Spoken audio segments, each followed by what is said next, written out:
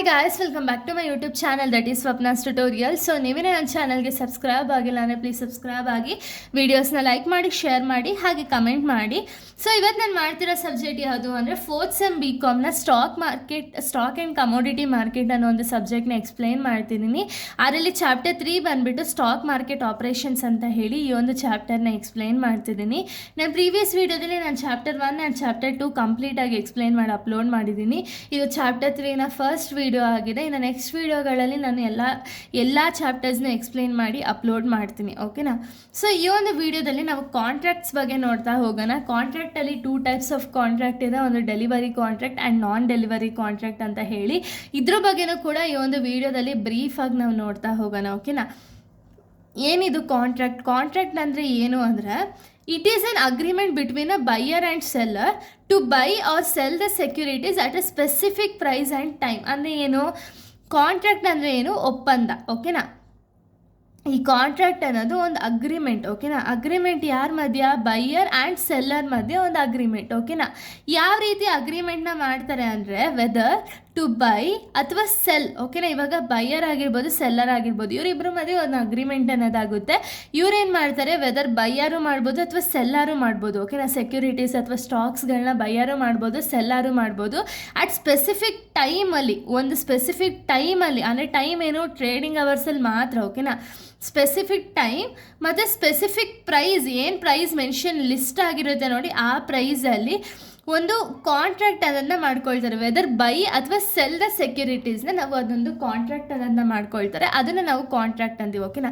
ಅಂದರೆ ಏನು, ಇದೊಂದು ಅಗ್ರಿಮೆಂಟ್ ಯಾರ್ಯಾರ ಮಧ್ಯೆ ಇದೆ, ಬೈಯರ್ ಮತ್ತು ಸೆಲ್ಲರ್ ಮಧ್ಯೆ ಒಂದು ಅಗ್ರಿಮೆಂಟನ್ನು ಮಾಡ್ತಾರೆ. ವೆದರ್ ಅವ್ರು ಬೈ ಮಾಡ್ಬೋದು ಅಥವಾ ಸೆಲ್ ಮಾಡ್ಬೋದು ಸೆಕ್ಯೂರಿಟೀಸ್ ಅಥವಾ ಸ್ಟಾಕ್ಸ್ಗಳನ್ನ ಒಂದು ಸ್ಪೆಸಿಫಿಕ್ ಟೈಮಲ್ಲಿ, ಹಾಗೆ ಒಂದು ಸ್ಪೆಸಿಫಿಕ್ ಪ್ರೈಸಲ್ಲಿ, ಓಕೆನಾ. ಅದನ್ನು ನಾವು ಕಾಂಟ್ರಾಕ್ಟ್ ಅಂತೀವಿ. ಇನ್ನು ಟೈಪ್ಸ್ ಆಫ್ ಕಾಂಟ್ರಾಕ್ಟ್ ಬಂದುಬಿಟ್ಟು ಒಂದು ಡೆಲಿವರಿ ಕಾಂಟ್ರಾಕ್ಟ್, ಇನ್ನೊಂದು ನಾನ್ ಡೆಲಿವರಿ ಕಾಂಟ್ರಾಕ್ಟ್, ಓಕೆನಾ. ಏನಿದು ಡೆಲಿವರಿ ಕಾಂಟ್ರಾಕ್ಟ್ ಅಂದರೆ ಏನು ಅಂದರೆ in this contract actual shares are delivered to the buyer. The buyer becames the owner of the shares are credited to the demat account after the settlement.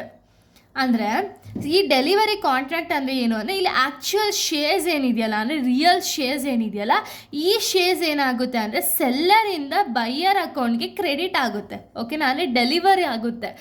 But delivery ಆದಾಗ ಏನಾಗುತ್ತೆ, ಇವಾಗ seller ಇವ್ರು ಯಾರೋ ಒಬ್ಬರು seller, ಓಕೆನಾ. ಇವರು ಮೀಶೋ ಶೇರ್ಸ್ನ 100 ಇವ್ರ ಹತ್ರ ಇರುತ್ತೆ, 100 ಶೇರ್ಸ್, ಓಕೆನಾ. ಇವ್ರೇನು ಮಾಡ್ತಾರೆ, 100 ಶೇರ್ಸ್ನ ಬಿಗೆ ಮಾರಿದ್ರು ಅಂದರೆ ಇವಾಗ ಸೆಲ್ಲರ್ ಏನಿರ್ತಾರಲ್ಲ ಇವರು ಸೆಲ್ಲರ್ ಆಗಲ್ಲ, ಓಕೆನಾ. ಯಾರು ಇವಾಗ ಆ್ಯಕ್ಚುಲಾಗಿ ಪರ್ಚೇಸ್ ಮಾಡಿರ್ತಾರೆ ನೋಡಿ, ಅವರು ಸೆಲ್ಲರ್ ಅಂದರೆ ಒಂದು ಓನರ್ ಆಗ್ತಾರೆ, ಓಕೆನಾ. ಓನರ್ ಆಫ್ ದ ಶೇರ್ ಆಗ್ತಾರೆ, ಓಕೆನಾ. ಸೊ ಇವಾಗ ಈ ಒಂದು ಡೆಲಿವರಿ ಕಾಂಟ್ರಾಕ್ಟಲ್ಲಿ ಏನಾಗುತ್ತೆ ಅಂದರೆ ಆ್ಯಕ್ಚುಯಲ್ ಆಗಿ ಶೇರ್ಸ್ ಅನ್ನೋದು ಈ ಎಕ್ಸಾಂಪಲ್ ಇಲ್ಲಿ ಇವರು ಬಿ, ಓಕೆನಾ. ಇಂದ ಬಿಗೆ ಟ್ರಾನ್ಸ್ಫರ್ ಆಗುತ್ತೆ, ಓಕೆನಾ. ಇಲ್ಲೇನಾಗುತ್ತೆ, ಬಿ ಅನ್ನೋರು ಓನರ್ ಆಗ್ತಾರೆ. ಯಾಕೆ ಅಂದರೆ ಇವಾಗ ಆಲ್ರೆಡಿ ಇವಾಗ ಆಲ್ರೆಡಿ ಯಾರೋ ಒಬ್ಬರು ಸೆಲ್ ಮಾಡಿದ್ದಾರೆ ಅಂದರೆ ಯಾರು ಪರ್ಚೇಸ್ ಮಾಡಿರ್ತಾರಲ್ಲ ಅವರಲ್ವ ಓನರು. ಸೊ ಅದಕ್ಕೆ ಇಲ್ಲಿ ಬಿ ಓನರ್ ಆಗ್ತಾರೆ. ಬಟ್ ಯಾವಾಗ ಅಂದರೆ ಟ್ರೇಡಿಂಗ್ ಅಂದರೆ T+1 ಸೆಟಲ್ಮೆಂಟ್ ಸಿಸ್ಟಮ್ ಏನಿದೆಯಲ್ಲ, ಅಂದರೆ ಟ್ರೇಡಿಂಗ್ ಡೇ +1 ಡೇ ಆದಮೇಲೆ ಇವ್ರ ಅಕೌಂಟ್ಗೆ ಶೇರ್ಸ್ ಅನ್ನೋದು ಕ್ರೆಡಿಟ್ ಆಗುತ್ತೆ, ಓಕೆನಾ.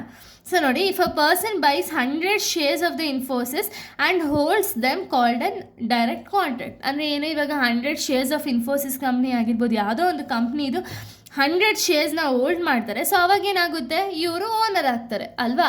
ಅದೇ ನಾನ್ ಡೆಲಿವರ್ ಕಾಂಟ್ರಾಕ್ಟ್ ಅಂದರೆ ಏನು ಅಂದರೆ, ಸೊ ಈ ಒಂದು ಡೆಲಿವರಿ ಕಾಂಟ್ರಾಕ್ಟ್ಸ್ ಬಂದುಬಿಟ್ಟು ಲಾಂಗ್ ಟರ್ಮ್ ಇನ್ವೆಸ್ಟ್ಮೆಂಟ್ಗೆ ಸೂಟಬಲ್, ಓಕೆನಾ.